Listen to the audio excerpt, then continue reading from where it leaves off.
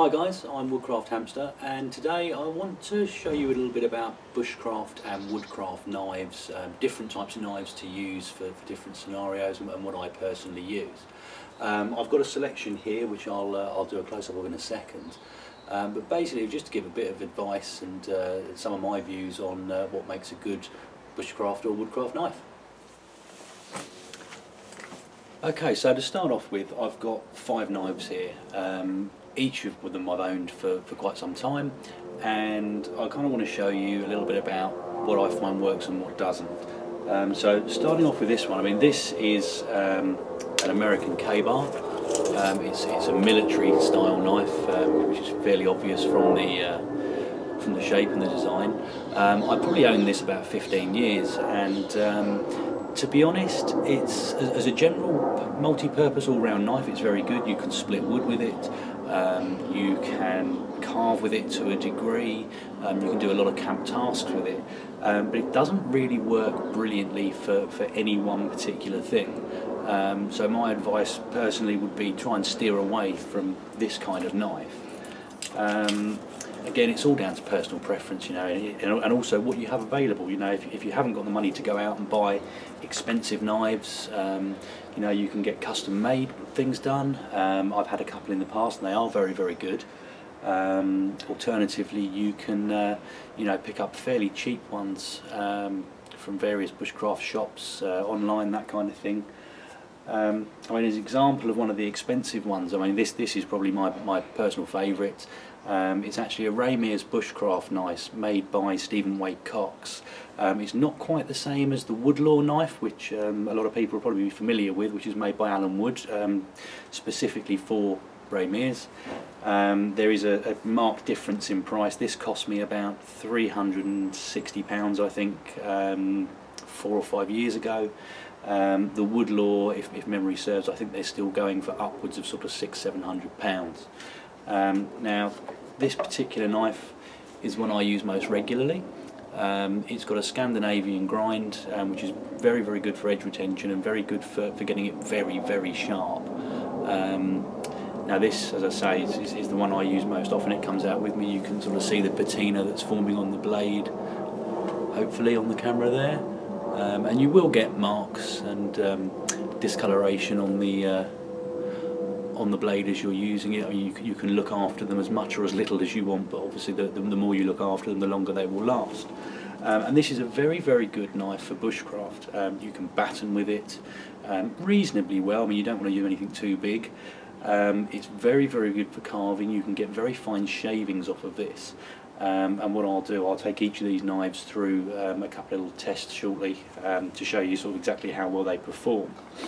The flip side to this is the Mora Heavy Duty, which is essentially the beefed up version of the Mora Companion.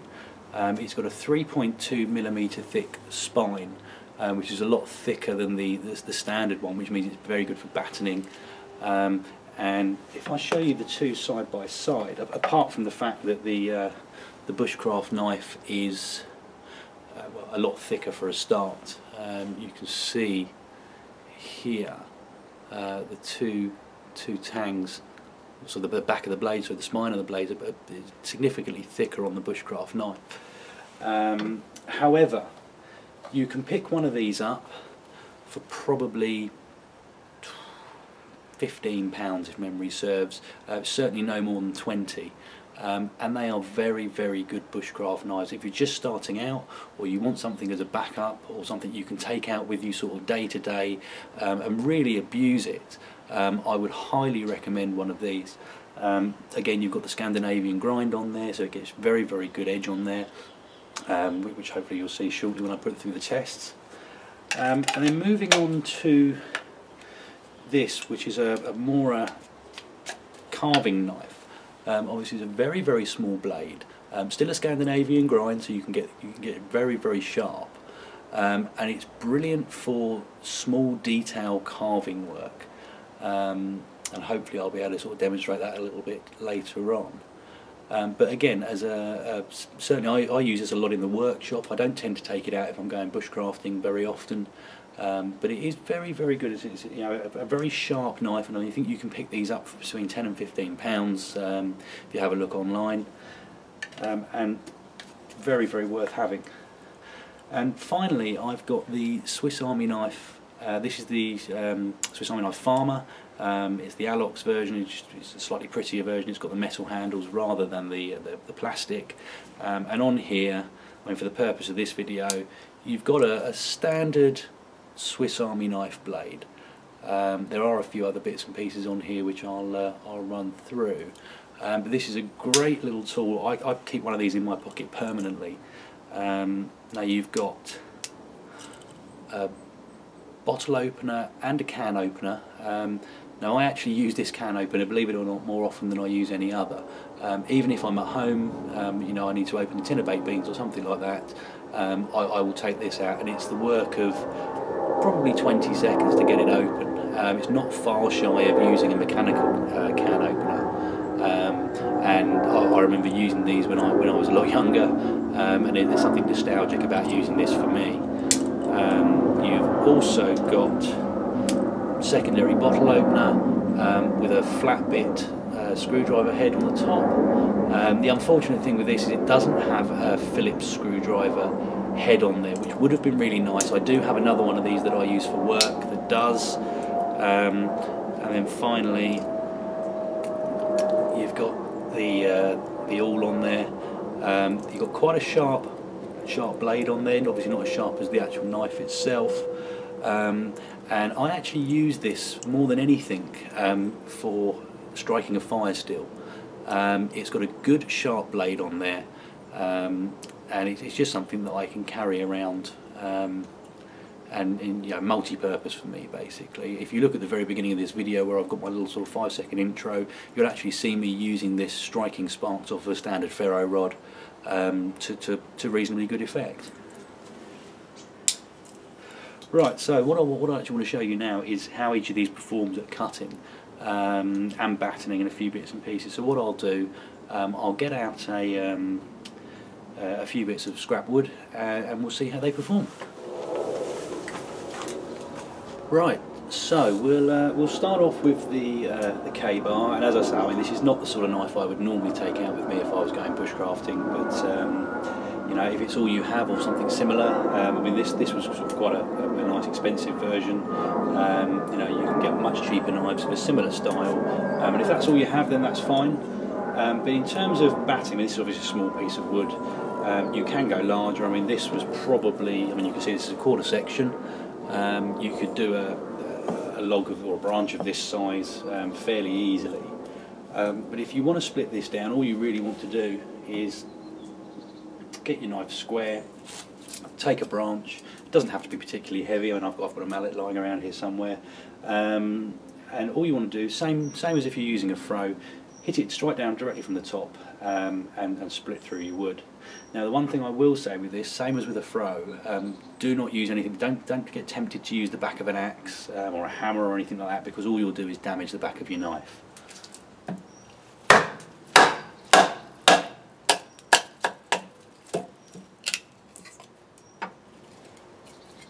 And there you have a fairly even split. I mean, you can carry on.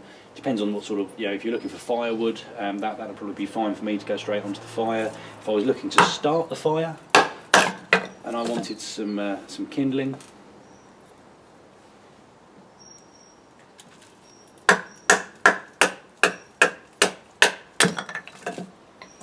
you know, you get pieces like this. You can go smaller if you want to, but for battening, this knife is actually pretty good. In terms of actual cutting, I mean, it's got a fairly good edge on here. You know, I keep all of my knives sharp, as you should do. There's nothing, just as a quick word for it, I suppose, there's nothing worse than having a blunt knife.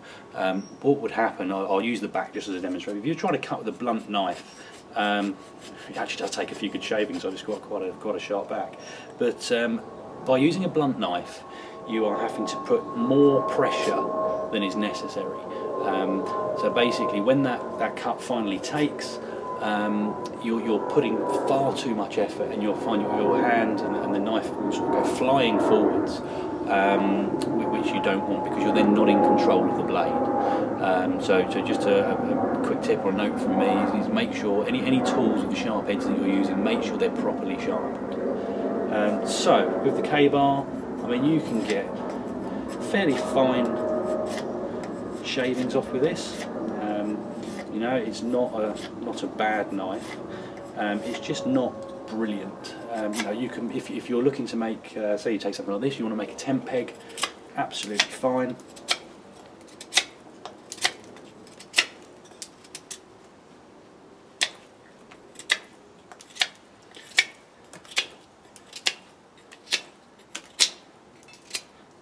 And there you've got a nice point, and you can obviously hammer that into the ground and you've got yourself a tent peg.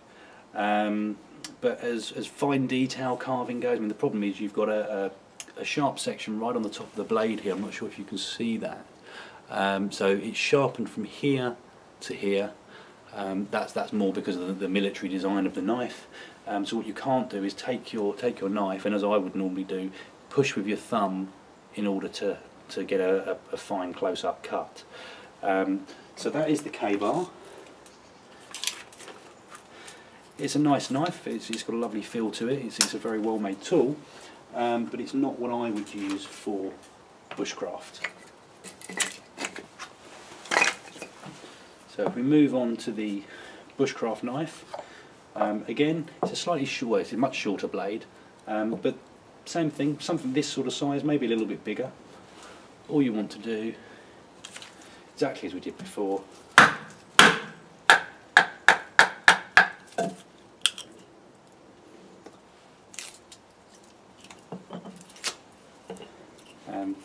there you've got your split. You can bring this down further if you want to make some kindling, and you can go down again.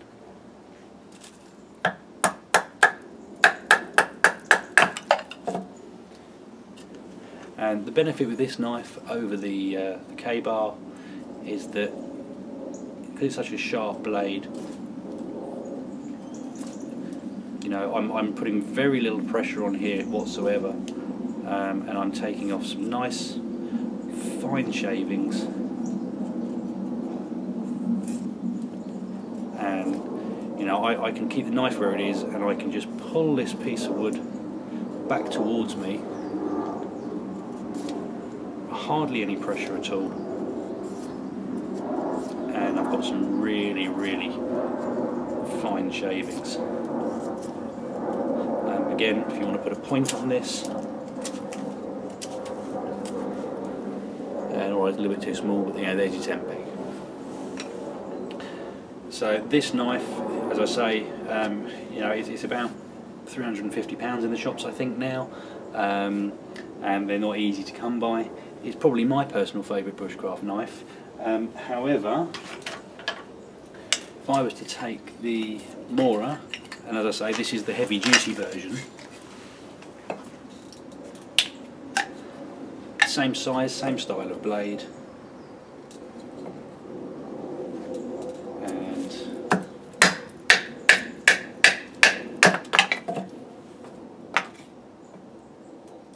there's absolutely no problem battening with this at all.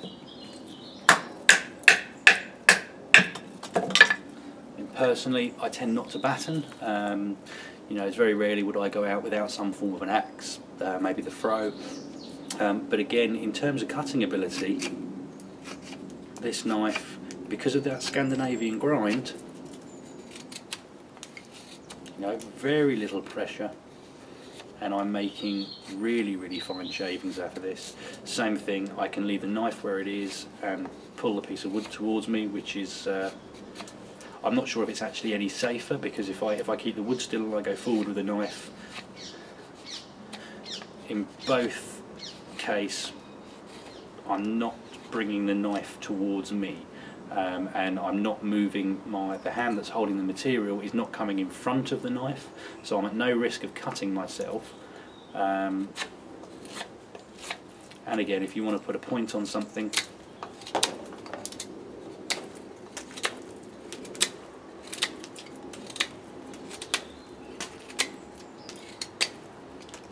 it's very simple to do. And again, the benefit of this, and I should have shown you this with the bushcraft knife as well, what you can do is you take a piece of wood wherever you want to cut, and you can put your thumb on the back of the blade and you can push to get very, very fine carvings. So if you're looking to make this point maybe not quite as acute, come right up to the front and you just use your thumb on the back of the knife for very controlled smaller cuts. There you go.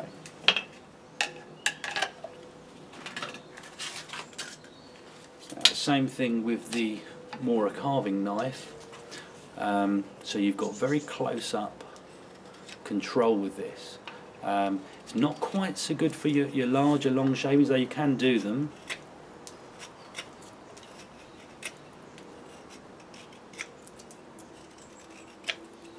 Again, if I hold the piece of the knife still and bring the wood towards me.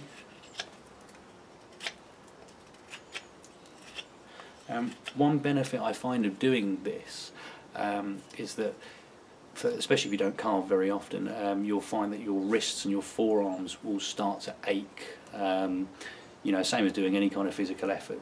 So what you can do, you can start off and you're pushing your knife across the material like this, and when this hand starts to get a little bit tired and your wrist starts to ache a little bit, you then keep it still and you're using your other arm to pull the work towards you. It's not 100% necessary in any means, but it does mean that you can alternate which arm is doing the work and give yourself a little bit of a rest.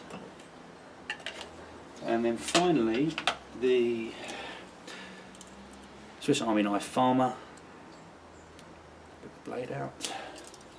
So again, this is has got sort of a micro bevel on there, so it's not quite the same as the last three knives, when you can still get fairly good shavings off of it.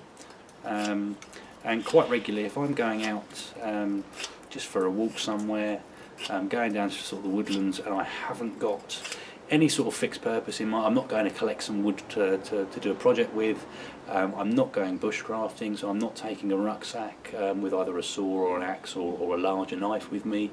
I'll take this with me, and if I want to sit down and do a little bit of whittling, you know, take a small branch this kind of size, and I just want to sort of sit down and enjoy the being outdoors and the sunshine, I can sit there with this and quite happily sort of whittle for an afternoon without any problem whatsoever.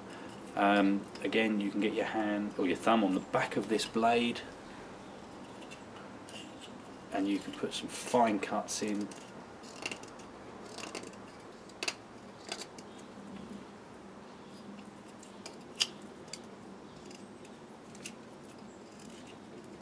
And all in all, it's a very good little knife. I mean, if I find another small piece of wood here, I mean, it is possible, I wouldn't necessarily recommend it, but it is possible to batten with this, obviously only with much smaller wood. And what you need to remember with this is a non-locking blade. So what you'll find, if you twist the blade or push the blade from the back, the knife will close on itself. Now what you need to be extremely careful with while you're using this is not accidentally hitting the top of this blade. What will happen is this, and the blade will close on your fingers. Now it's a sharp blade. I've not done it personally, thankfully, but I have seen several people who have, who are getting a little bit over enthusiastic, and they will get a cut on their forefinger, and they're not pleasant. And depending on what you've been cutting with this, obviously you've got the risk of getting some nasties in there, which you don't want to do. So when you're battening with this, if you ever need to, same as before. And this is one of your problems. As you start doing this, the knife will automatically start trying to close. when you can straighten that out, that's not a problem.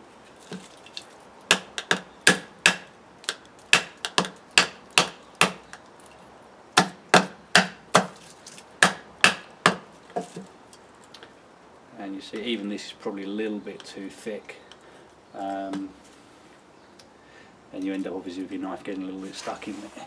If that does happen, you can take a piece of wood, provided you've obviously done this in advance like I did, you can make almost like a little mini wedge, and all that does, it opens up the wood so you can pull out your knife, and obviously you can use the wedge to carry on your split. This wood is quite damp. If this was seasoned wood and it was dry, or was some dry deadfall, you'd probably find that a little bit easier to do.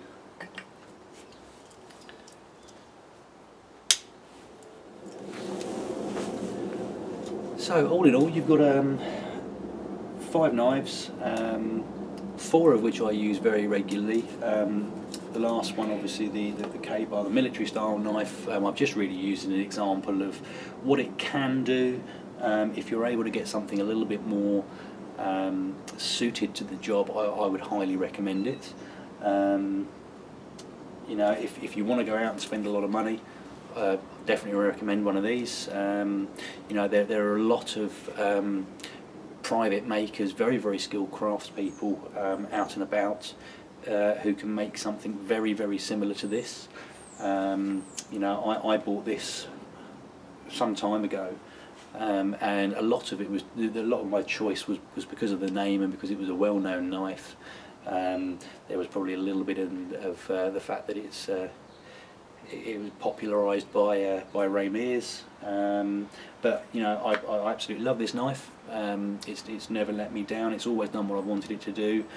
Likewise, the Mora, whether it's a standard companion or the heavy-duty version that I have here, I bought this because there was a lot of reviews going on about it, and they were very well reviewed, and I kind of wanted to try it out. And I was very surprised by how good a knife it is. It doesn't have quite the same feel when it's in your hand as the bushcraft knife.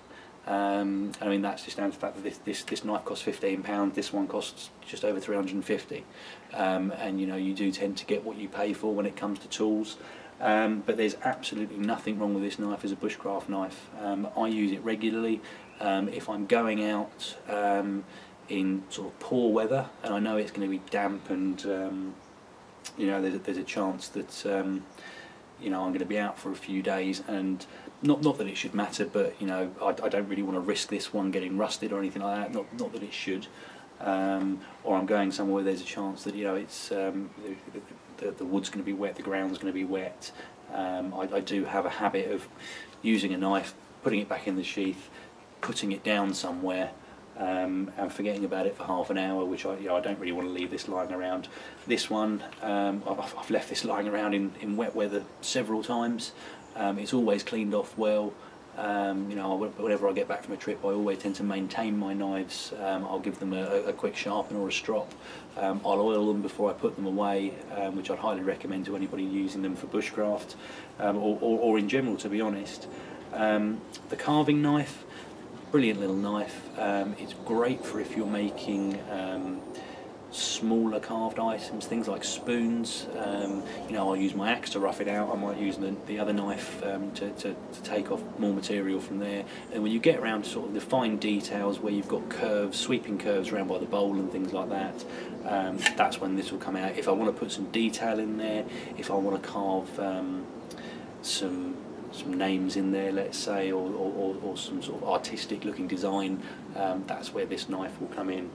And then the Swiss Army knife, well, it's a jack of all trades. It doesn't excel at any one particular thing, but it is a great thing that I find to have in my pocket.